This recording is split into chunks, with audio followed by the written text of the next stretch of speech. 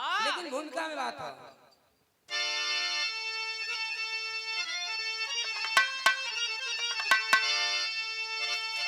तो भैंस धरी, अरे भैंस धरी विभीषण का, राम या लखन को अहिरावण उठाई के ले गया स्वलोक लोक छल बल के विचार से, कि शत्रु लंकेश का सही आदेश पाई के राम सहित शेष को विशेष निशा शेष जान, क्षण में विशेष शत्रु लंकेश का पाई के पूछत है बारून पल भर परत चैन, पूछत है पुनि पुनि पवन पुत्री से जाई के।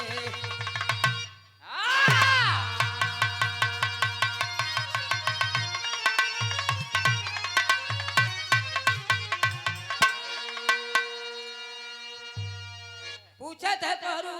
परत चैन न पुनि पुनि, पूछत है पुनि पुनि पवन पुत्र से जाए के। गजल लगल किसे?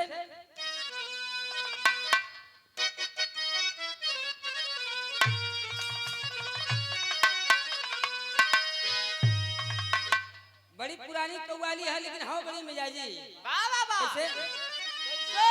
एक हमारे पिताजी गावे, बुल्लू उस्ताद गावे, सभी लोग गावत रहे। कहे कि अरे तितलियों से कह दो, अरे तितलियों से कह दो फैशन सजाना छोड़ दे, तितलियों से कह दो फैशन सजाना छोड़ दे।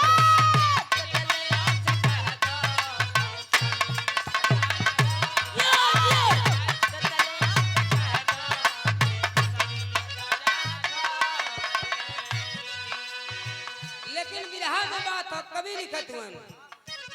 क्या रे बाजुओं के बल पर वीर के कैसन होए के चाहिए? अरे बाजुओं के बल पर जीता सभी को जंग में, बाजुओं के बल पर जीता सभी को जंग में, बाजुओं के बल पर।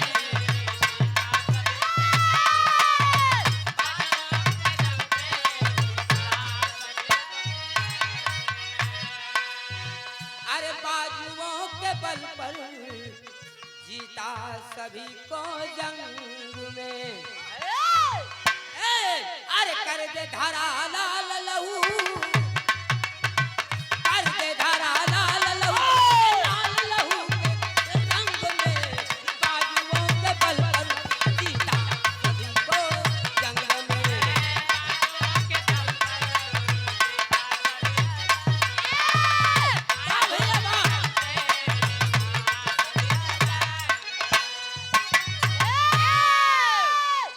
बाजुओं के बल पर जीता सभी को जंग में, कर दे धरा लाल लहू से लाल लहू के रंग में। ऐसन वीर को होए के चाहिए। नजम लगल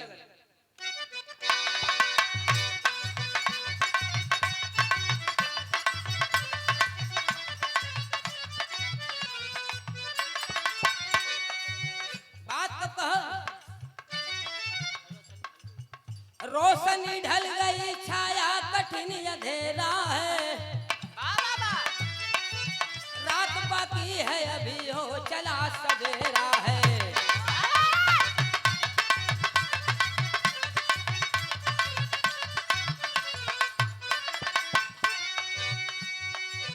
पूछते जामवंत हनुमंत जी बतावा तू, कहाँ भगवंत है जल्दी पता लगावा तू। एक रोज की बात हो, भगवान अपने शिविर में आराम करते रहलन और रोज की बात जामवंत जी भोर के समय रहे भगवान के शिविर में पहुंचल हुए, राय मशवरा करे करे बदे कि अगले दिन के लड़ाई के विषय में आय हा कि अगले दिन के लड़ाई की रणनीति का हुई। और जब शिविर में पहुंचल हवन तो भगवान और राम लक्ष्मण दोनों लोग के नाई पौलन और देख के बड़ा अवाक हो गलन। बाहर निकलन, जब बाहर निकल के अलन तो भगवान राम के शिविर के पहरेदारी की जिम्मेदारी के मिलल रहल हनुमान जी के। जामवंत जी हनुमान से जाके पूछे तो उनके हनुमान भीतरा तो भगवान नहीं हुन कहाँ मिलन और जल्दी पता लगवा नहीं तब होई का। बिना आगी के अब पानी में आग लग जाई, बिना आगी के अब पानी में आग लग जाई, आपके पहरेदारी में भी आग लग जाई। जल्दी पता लगवा नहीं कलंकित हो जीवा और इससे ना बिना लड़े हार हो जाइए। तब हनुमान जी कहते हैं बिरह में राम के कपिया सुबहावे लगल,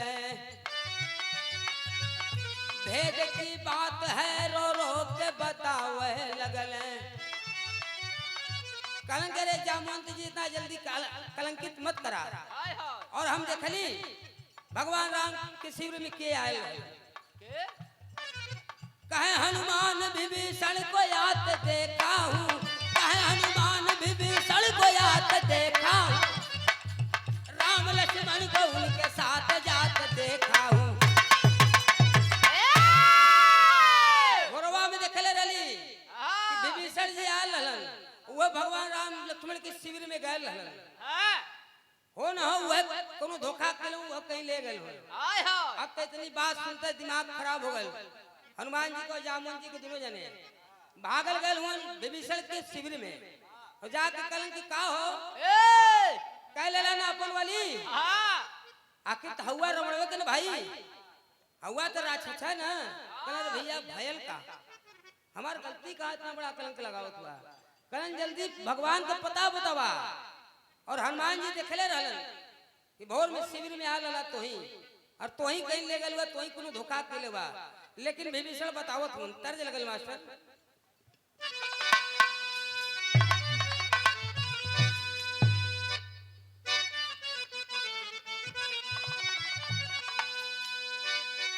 तर्ज भी हमारे पिताजी का गावल तर्ज है। सन 85 में के गौले रहलन उर्मिला श्रीवास्तव जी के साथ और आज भी हिट हो, आज भी जिंदा हो नहीं हो। कहे कि अरे लागल अरे लागल लहंगा में जागी नाम बड़ा और बड़ा तैसी बड़ा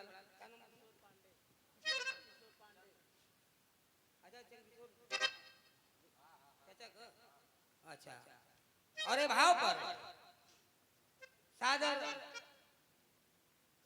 100 रुपए का आशीर्वाद प्रदान कल गए। आप आदरणीय चाचा जी हमारे बिरहा के धुरंधर गायक चंद्र किशोर पांडे जी आपकी तरफ से बहुत बहुत नमन प्रणाम हो। लेकिन कैसे हो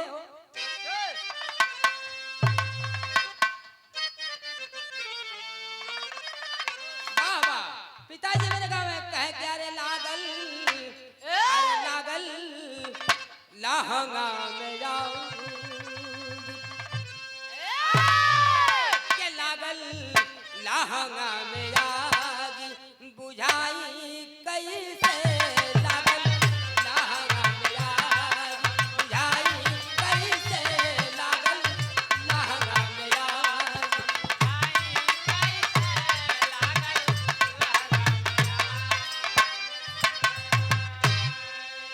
लेकिन विभीषण जी हाथ जोड़ के कहा तुम जामवंत जी से कि रे भैया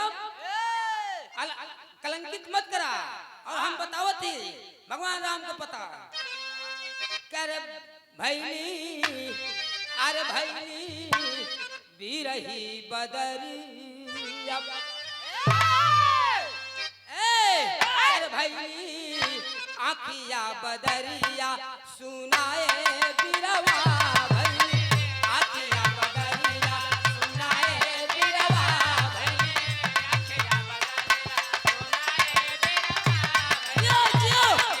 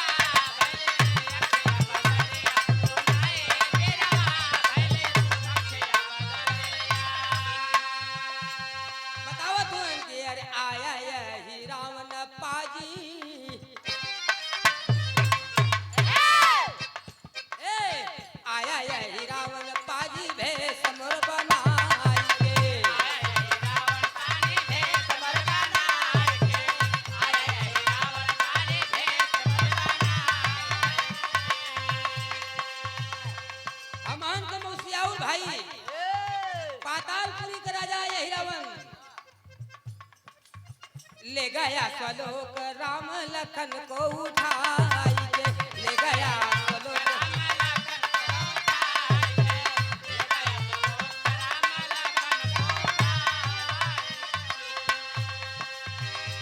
और छल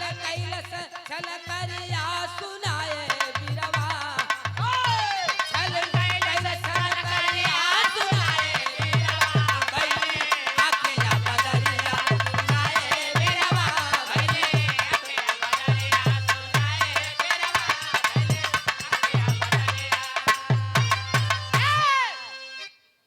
पातालपुरी के राजा यही रावण जो उनकी हमन के मौसियाउर भाई है वह रावण के आदेश पाके हमार भेष बदल के भगवान राम लक्ष्मण के छल से उठा के ले गए अपने पातालपुरी में और इतनी बात सुन के दिमाग खराब हो गए कह रहे बाप रे बाप अब तो रावणे रहल यही रावण आ गए एक विपद अभी कम ना भइल है दूसर की आ गए अब पातालपुरी के जाइए हनुमान जी कहलन घबराओ मत तो लोग के घबराए की जरूरत ना हो जब जिम्मेदारी हमके मिलल तो हमरे पहरेदारी में इतना बड़ा घटना भई रहते कर पुणावती भी करे का हमारी जिम्मेदारी है तेरी में भाव लगा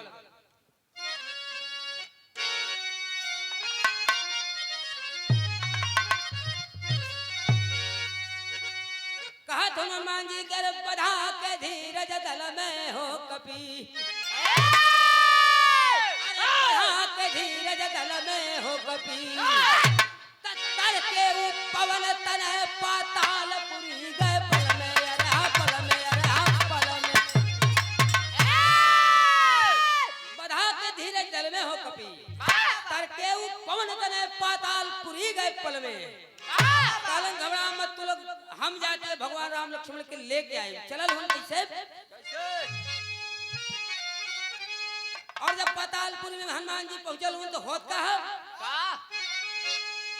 अरे प्रथम द्वार पर मकर ध्वज को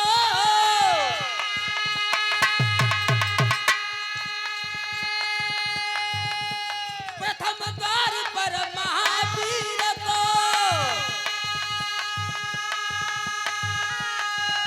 अरे मकर ध्वज है बोला रो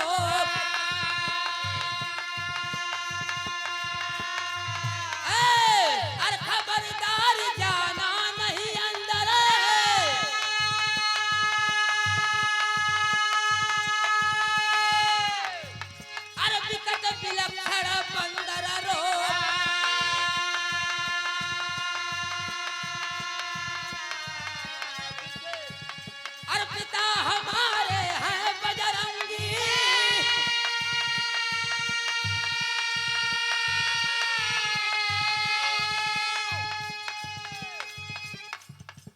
पिता हमारे हैं बजरंगी और मैं रहता यही रावण लोक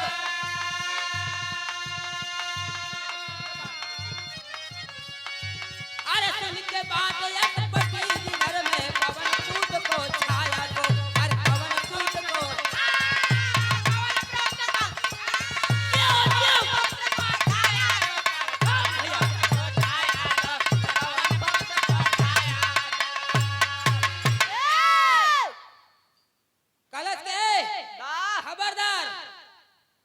अंदर हले मत नहीं गदा देखत हुआ ना एक गदा में तो उलट जीबा कहीं का न रहा हनुमान जी कहन करे भैया के हुआ तू और हमके अंदर जाएगा और तोहार देखत पूरा हुलिया हमाने मतिन लगत हो तार मुंह भी हमने मतिन लगत हो देहियो हमने की तरह लगत हो पहुंच भी रख ले हुआ गदा भी ले ले हुआ हुआ के कलत गम के जानत ना हुआ हम ही न मकर ध्वज है हनुमान जी कहलन अच्छा अच्छा अच्छा ठीक और कुछ कहत हमारे बाबू का नाम जाने ला कहलक नहीं भैया के हूं तुम्हार बाबू कहे हमारे बाबू का नाम हनुमान जी के बेटवा है अब तो इतना सुनते बजरंगबली का हवा खराब करी बाप रे बाप ई का हम तो बाल ब्रह्मचारी आदमी कौनो मेहरारू के पजरे गईबा नहीं के लिए आज तक बतावा कबोम दर्शन ना के लिए हम ऐसे सुरा वाला सोझा हमके कलंकित करबला कि हम हनुमान जी के बेटवा है। कलंक अच्छा भाई ठीक है, तो मान ले कि तू मकर ध्वज हुआ, अयो मान लेते कि तू हनुमान जी की बेटवा हुआ, तेरे बाप का नाम हनुमान जी है, लेकिन एक हमारा सवाल के जवाब दे देबा हम मान जाब। तर्ज लगल कमर हो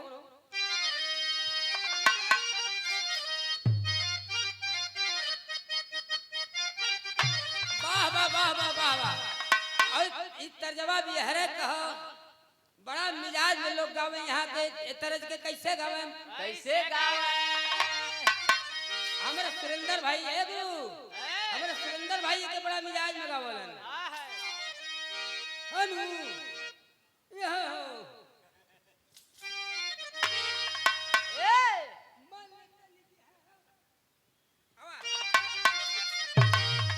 ये भाई कहे के रे लागल बहो, अरे लागल बहो चुनरिया बिचवाऊ जोग हो बिना कहले सुनले अल्लाह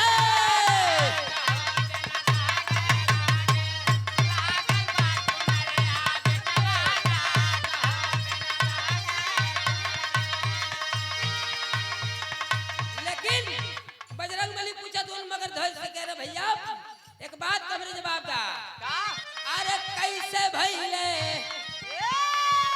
अरे कैसे भइले बेटावा हमारा रे शिव जी के पोता, कैसे भइले बेटावा हमारा हो शिव जी के पोता,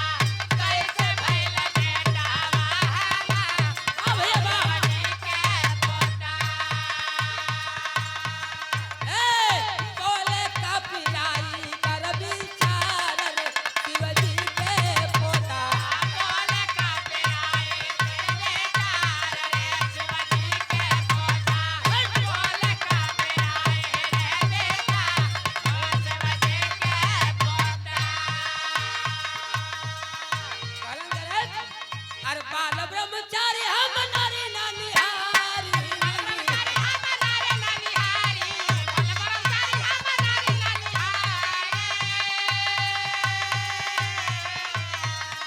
हम तो बाल ब्रह्मचारी रहे और हमके बताओ बाप कहाँ तोर मतारी,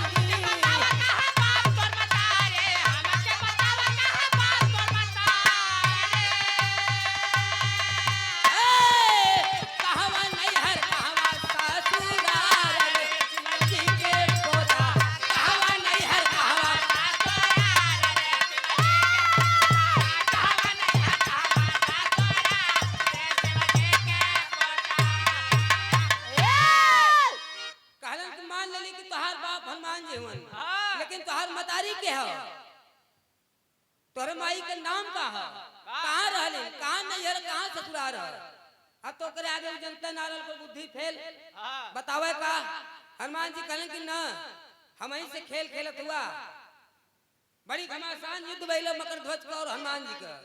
यहाँ तक तो बात ठीक रहल। और हनुमान जी युद्ध में हरा के मकर ध्वज के और वही खंबा में बांध के जब गेट खोल के अंदर हलल हुआ, अंदर हलल हुआ तो अंदर का दृश्य बड़ी अजीब रहल, बड़ी गंभीर रहल। वो दृश्य के देख के हनुमान जी बड़ा अवाक हुआ, अरे बाप बापी का हो गई। लेकिन चौलनिया लगल मास्टर कैसे लगल हो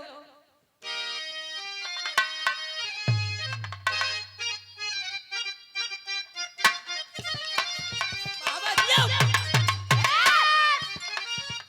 एकदम पिताजी वाले मिजाज में रही रजा।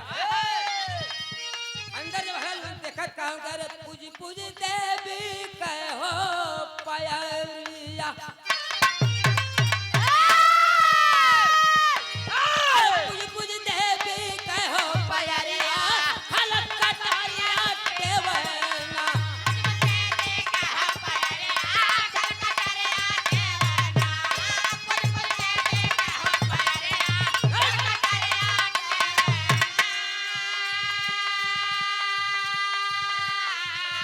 अपने देवी का प्रार्थना करत आराधना करत और कटार देवत एले कहना करे पूजी पूजी देवी कहो पयरिया,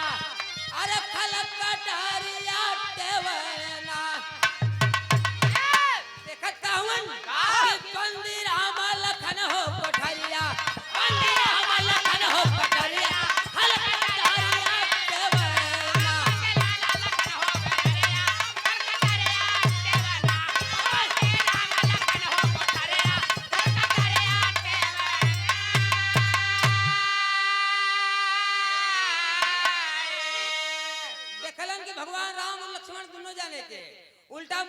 करके वही देवी के आगे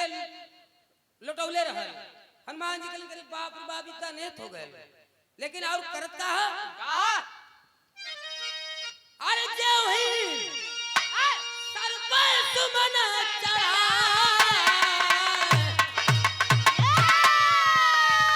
अरे फल पकवान अपार मंगाया अरे खेला देख कपी बल करिया खेला देख कपी बल करिया फल कटारिया खेला देख कपी बल करिया फल कटारिया खेला देख कपी बल करिया फल कटारिया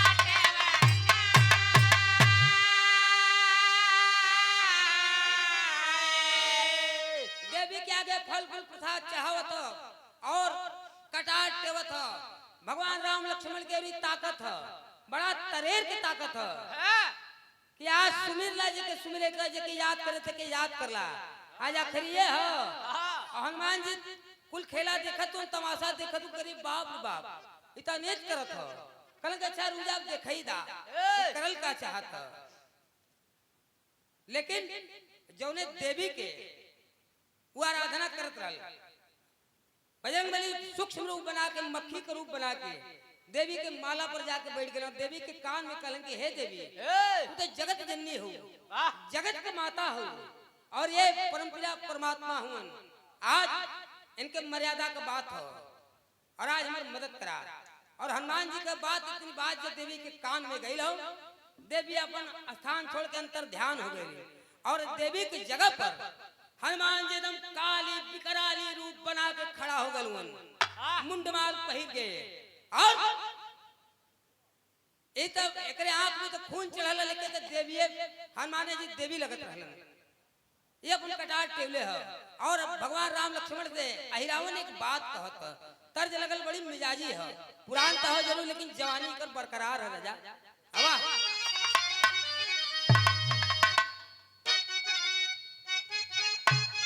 आए है क्या बात है एक कुल तर्ज ऐसा ना बिरहा के जिंदा रखे वाला तर्ज है, बिरहा का कसौटी है कुल रवैया का औकात मालूम हो जाला कि कितना पानी में हो ये कुल तर्ज पर। आवा कहना हुआ अरे राखी हर साल आवल सवनवा में अरे राखी हर साल आवल सवनवा में राखी हर साल आवल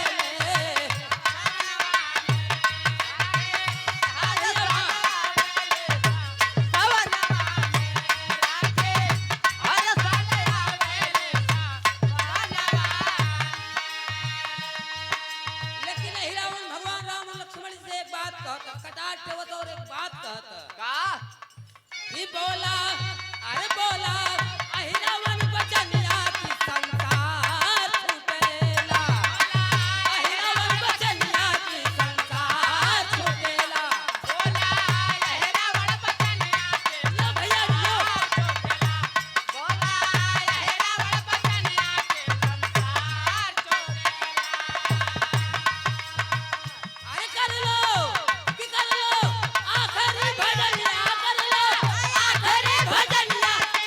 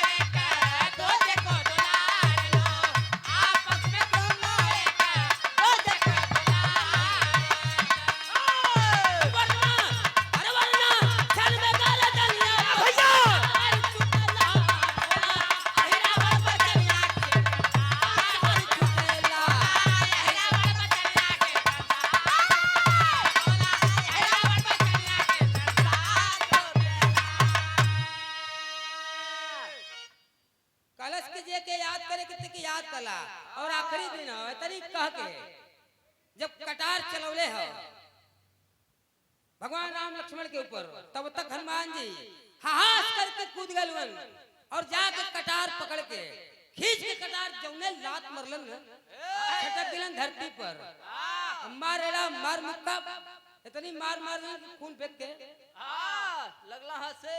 स्वाहा हो गेलन के हंसे लगे मर्दबा जेके हनुमान जी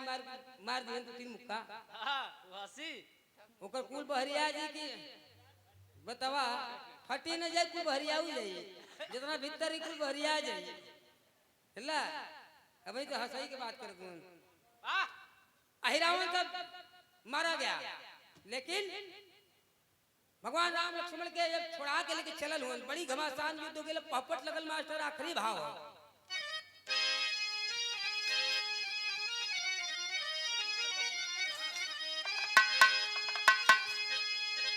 कहे करब पातालपुर में हड़कंप मच गए अरे बाप रे बाप आए गए कहते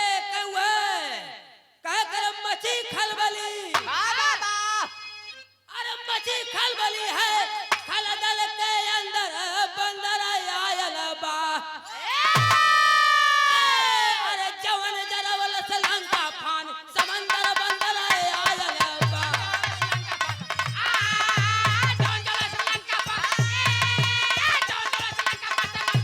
यो भैया यो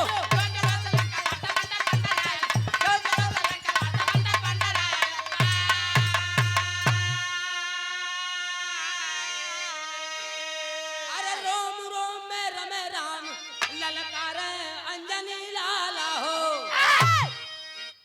उछल उछल के दाढ़ी मोछा नोचे यज्ञशाला हो अरे मारा गदा से असुर धुरंधर बंदर आयल बा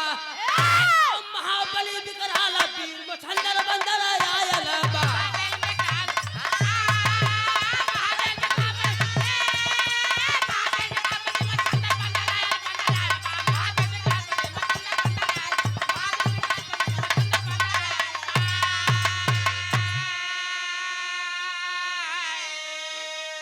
मार मार के पूरे अहिरावनपुरी के एकदम खाली कर दिलन एकदम नस्तनाबूद कर दिलन और आलान भाव लगल ए भैया ताका हो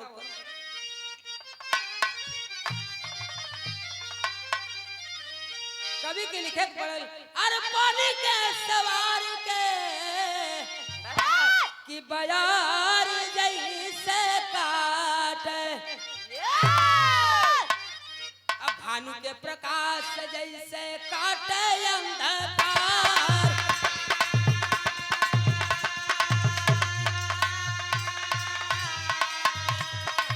कारी हो बदरिया के बदरिया जैसे काटे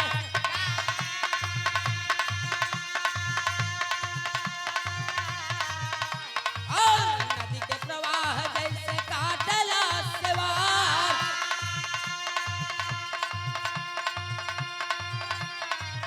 अरे गदवाए उठाई का होगा अरे गदवा उठाई कपिराई अंगार होई गईले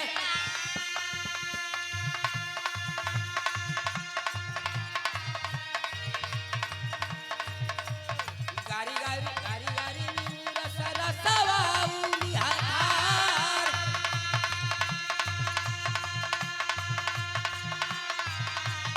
अरे चलिए ही रावणी के छक्का छूटी गईले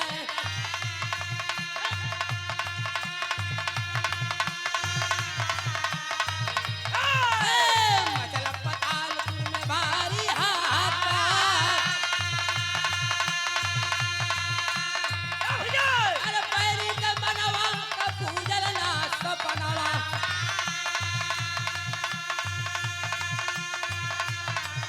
अब मिल गई नजारा जिसमें सागरो बहार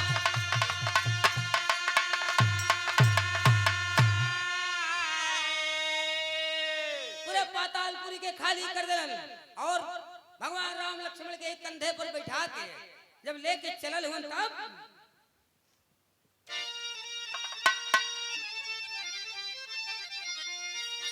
भगवान राम लक्ष्मण के लेके जब समुद्र के किनारे शिविर के पास आए लोग सारी सेना में खुशहाली मच गई। बड़ी मिजाज सबकर एकदम हरियर हो गए, टनाटन हो गए। जितना बैठल करत रहलन कुल एकदम लगल उछरे, लेकिन खड़ी भाव लगल।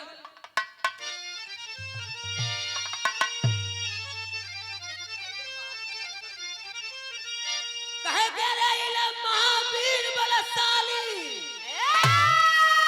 बजने लगी खुशी की ताली, तलाली छा गईली गगनवा मगनवा मनावा।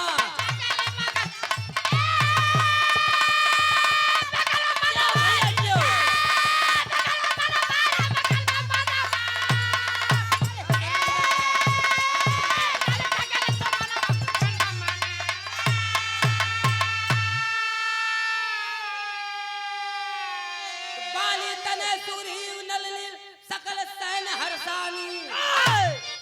लिए चरण रज जामवंत जी आ गई सुखदानी।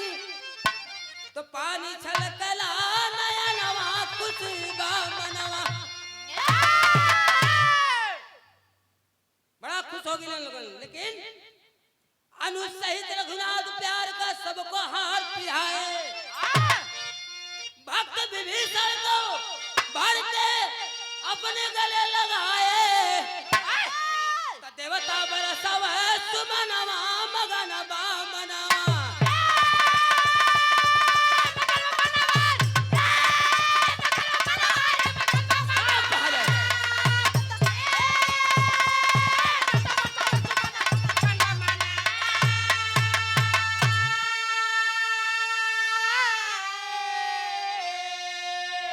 गुरु गणेश सहदेव जगत जग जगत बिहारी, कभी चंद्र का पप्पूलाल बिन बिरान फुलवारी। बधा पे धीरज पल में हो कपी, शारदा सूर श्याम से पार